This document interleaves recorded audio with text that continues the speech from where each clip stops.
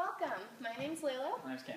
Nice to meet you, Cam. Thank you so much for coming in today. Yeah, thank you. Yeah, so before we get started, there's a couple things that I just want to let you know. If everything you tell me is completely confidential, but there are a few exceptions. If I suspect that you plan on harming yourself or another person, I am required to report that. And also, if I suspect that there's any child abuse, disabled persons abuse, or elder abuse going on that I'm aware of, I am required by law to report that. But other than those, everything you tell me is completely private. Cool. Is that totally okay with you? Sounds good. Okay. If you could just sign. Of course. So tell me, how have you been doing? Tell me a little bit about yourself. I've been doing good. Yeah. I mean, I just got a new job. Really? So I've been there for about a month. It's a restaurant downtown called Arch Rock. Cool. Yeah, so that's fun. Keep me busy. Just got a couple classes at City College and not a whole lot other than that. So things are going pretty well? Yeah, things are going actually pretty good. Yeah, me and my buddy Zach just made up from having a fight. Wow. And so he apologized and yeah. So do you mind me asking what the fight was over? Could you elaborate on that? That was about a month ago, and it started off because I mean we go way back. You know, we were friends for a long time. We used to party together and do all kinds of drugs together and stuff like that. And so once I stopped doing drugs, he was still kind of fucking around with it. And yeah, so that kind of that kind of started. That kind of broke you. That kind of started some issues. Yeah, so he went away to college and started doing heroin and stuff like that and dropped out. So he came back and went to rehab. And so once he came back, I was obviously going to be there for him and, try to support him. And so I visited him at rehab plenty of times and hung out with him, helped him move into his new place and stuff like that. And so, he was doing good for a while. He was doing really good. We were hanging out at his new house all the time, and it was fun. And I remember one night we went to In-N-Out, like late at night. And when we were driving back to his house, because he's had drug problems, and and I've used to do coke and sell coke, so that was something I was trying to stay away from. And he was like, "Hey," he's like, "I've been thinking about this. What do you think?" He was like, "Would you be down to start selling coke again with me?" And I was like, I was kind of hesitant, seeing as how he just got out of rehab like a month previous to that. And was he clean when he asked you that? Yeah. He just wanted to sell and not. That's what he made it seem like. He made it seem like he just wanted to make the money, and he did say something about he liked the attention and the friendship that comes along with that, which to me is just fake friendships. It's like, you want some coke, here you go. Like, yeah, it's good to see you. Like, it's cool, blah, blah, blah. It's all not bullshit. A deep friendship. It's all bullshit. Honestly, most of those people just want your friendship and your phone number so they can hit you up for coke. Exactly. Which is the truth. That's what it is. Yeah. And so he likes that. For him, I'm sure that's a high in itself. It feels good to him to have people hit him up for anything.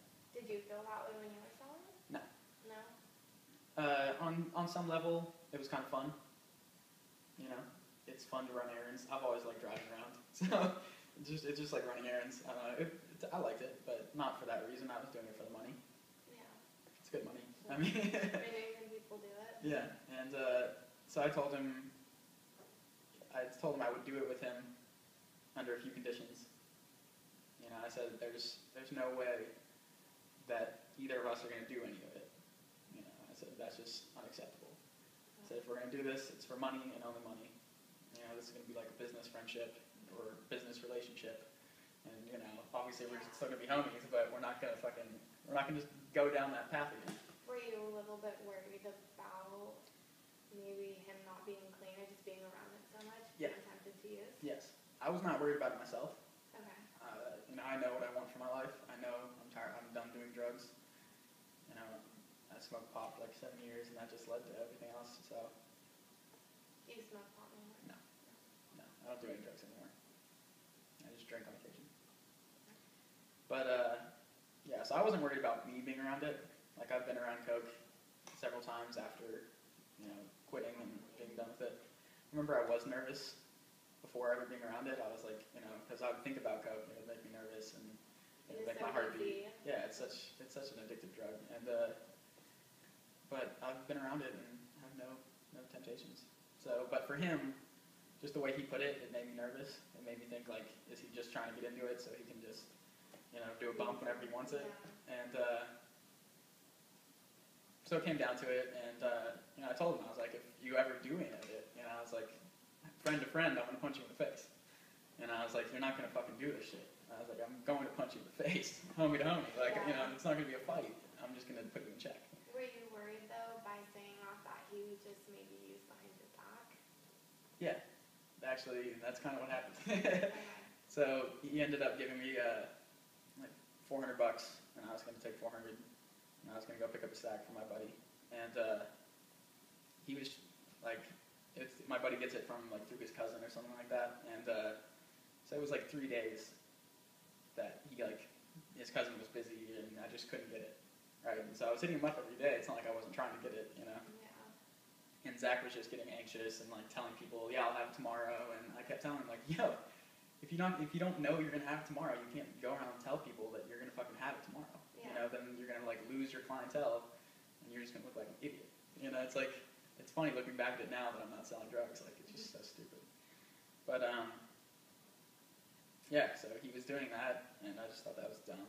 And so the third day, he like texted me when he was at work. And he must have been pissed off about something else, but he was just like, "Yo, like you're lazy. Like you're not even fucking trying. You look like you're a lazy piece of shit." Like, yeah, I was like, "Whoa, dude! Like I've been trying the past like 3 days." Do you think that he really thought that, or it was kind of rooted from something I think else he just wanted to get his hands on it, and he wanted to look cool and like promise people that he had it, and like he wanted to like run his own show. And so I think him coming to me asking to do it with him was kind of just bullshit, because when it came down to it, I had given him my buddy's number like a week previous because I thought we were going to do this together in case I couldn't pick it up one day. He could have the number so he could do it, and so he ended up like talking all kinds of shit to me and picking up his money, and he was just like wanted to talk right there, and I was like, "The fuck away from me!" And I was like, "I don't have anything to say to you." How did you feel at that point? I felt betrayed. Yeah, I felt like like money and drugs were more important than my friendship to him, and at that point it was. And so really hard. yeah, it sucked. Yeah, and so he went behind my back and hit up my buddy and like got a sack from him, and he's been doing that since, but. Yeah, so I don't know.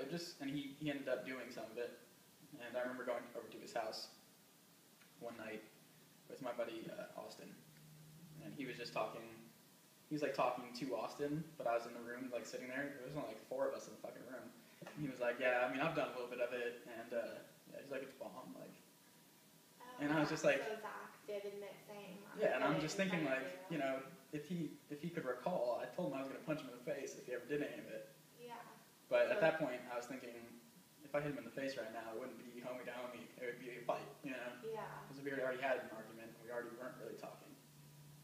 And so I was just, at that point, I was like, fuck this kid. You knew that he had been lying to you and going behind your back. That must have been challenging. Yeah. So at that point, I was like, fuck this kid. Like, I'm done with him. Yeah. There's nothing. At that point, there was no reason to continue that friendship. So I didn't talk to him for like a month and a half, and he would hit me up every once in a while, like, "Hey, like, do you want to talk?" And I would just not respond because I was just still pissed. And he hit me up 3 days ago.